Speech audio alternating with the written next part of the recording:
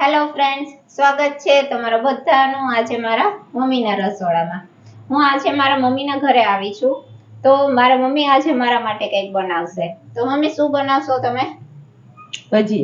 ભજીયા બનાવશો. વાહ. અને બીજું મિષ્ટાનમાં હું તો મિષ્ટાનમાં એક કામ કરો ને, મારે ભજીયા તો ખાવા છે પરંતુ મીઠા ભજીયા ખાવા છે. કારણ કે મને મીઠા ભજીયા ખૂબ જ પસંદ છે. નાનપણથી જ મીઠા ભજીયા ખૂબ જ ભાવે છે. એમાં મમ્મીના હાથના મીઠા ભજીયા તો મારા ફેવરિટ છે. કારણ કે નાનપણમાં અમારે ચોકલેટ, આઈસ્ક્રીમ ને એવું બધું કઈ બહુ હતું નહીં. તો પેલા બાળકોને મિષ્ટાનમાં શું હતું તો કે રોટલીની ઉપર ખાંડકી ચોપડીને ઈ આપવામાં આવતા, અથવા તો આવી રીતના ગોળવાળા ગળ્યા ભજીયા આપવામાં આવતા. તો બસ તેથી મારા ગળ્યા ભજીયા ખૂબ જ ફેવરિટ બની ગયા છે. તો આજે મમ્મી પણ મારા માટે ગળ્યા ભજીયા બનાવશે. તો ચાલો આજે મારી મમ્મીની રેસીપી હું તમારી સાથે શેર કરીશ. ભજીયા બનાવવા માટે ઘઉંનો લોટ 1 મોટો વાટકો, અડધો વાટકો ગોળ, સાજીના ફૂલ અને પાણી, બસ એટલી જ વસ્તુ જોશે. તો સૌથી પહેલાં તો ગોળ ઓગાળવાનો છે. તો તેના માટે એક ટોપડીમાં ગોળ બધો લઈ અને પાણી નાખી અને વ્યવસ્થિત રીતના ઓગાળી લીધેલો છે. તો અત્યારે હું વોઇસ ઓવર કરીશ કારણ કે મમ્મી કહે છે કે મને કાંઈ એવું બોલતા આવડશે નહીં. તો બસ આવી રીતના જ મમ્મીએ બધો ગોળ ઓગાળી લીધો હતો પાણીમાં. હવે તેને ગાળી લેશે, જેના લીધે ગોળમાં જો કંઈ કચરો રહી ગયો હોય તો તે ગાળવાથી નીકળી જશે. એટલા માટે ગોળવાળું પાણી છે એ હંમેશા ગાળીને જ યુઝ કરવાનું. આ ખૂબ જ સરસ હેલ્ધી ભજીયા બનશે. હવે તેમાં આપણે ઘઉંનો લોટ એડ કરશું. પહેલાં તો ઘઉંના લોટની અંદર પહેલાં આપણે સાજીના ફૂલ એડ કરેલા છે. તો અડધી નાની ચમચી જેટલા સાજીના ફૂલ લીધા છે, જેનાથી આપણા ભજીયા છે એકદમ સોફ્ટ અને જાળીદાર બનશે. અને થોડી હળદર, એટલે કે સાવ અડધી નાની ચમચી હળદરની લીધેલી છે. અને ધીરે ધીરે ગોળવાળું પાણી નાખતા જવાનું છે અને આવી રીતના સરખી રીતના મિક્સ કરતા જવાનું છે અને ભજીયાનું બેટર તૈયાર કરી લેવાનું છે.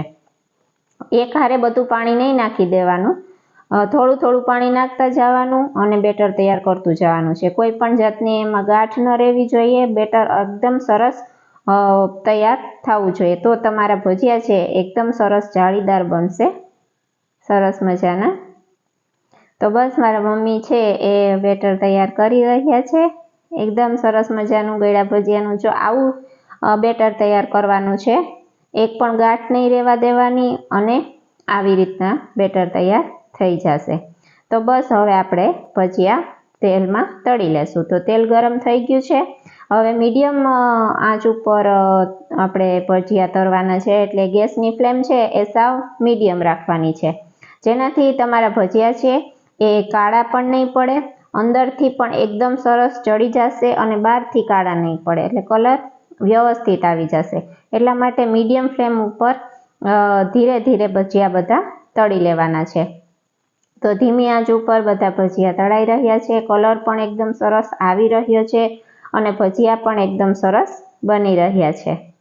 તો તમે જોઈ શકો છો સાવ સ્લો ફ્લેમ રાખી છે, જેના લીધે ભજીયા છે એ કાળા ન પડે અને અંદરથી એકદમ સરસ રીતના તળાઈ જાય.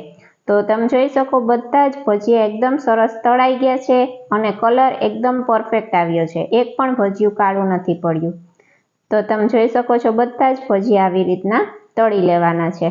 તો આપણા ભજીયા તળાઈ ગયા છે. બધા ભજીયા આવી રીતના તળી અને તૈયાર છે. તો તમે જોઈ શકો છો આપણા ગળ્યા ભજીયા, મીઠા ભજીયા એકદમ સરસ મજાના બની ગયા છે. તો મમ્મી એક ભજીયું તમને તોડીને પણ બતાવશે કે કેટલા અંદરથી સરસ મજાના જાળીદાર બન્યા છે. તમે જોઈ શકો છો એકદમ સોફ્ટ, એકદમ જાળીદાર અને ખૂબ જ ટેસ્ટી, ખાવાની ખૂબ જ મજા આવે એવા ભજીયા બનીને તૈયાર છે. આ ભજીયાને તમે ગરમ પણ ખાઈ શકો છો, એટલા ટેસ્ટી લાગે છે. અને ઠંડા થઈ ગયા પછી તો એકદમ આનાથી પણ વધારે ટેસ્ટી લાગશે અને બગડતા પણ નથી. એટલે તમે તેને બીજા દિવસે ખાવા હોય તો બીજા દિવસે પણ ખાઈ શકો છો. એટલા સરસ ભજીયા બનીને તૈયાર થયા છે. તો તમે કોમેન્ટ બોક્સમાં જણાવજો કે તમને મારી મમ્મીની આ રેસીપી કેવી લાગી. જો વિડીયો ગમ્યો હોય તો વિડીયોને લાઈક કરજો, શેર કરજો, સબસ્ક્રાઈબ કરજો. મળું છું નેક્સ્ટ વિડીયોમાં નેક્સ્ટ રેસીપી સાથે. ત્યાં સુધી જય માતાજી,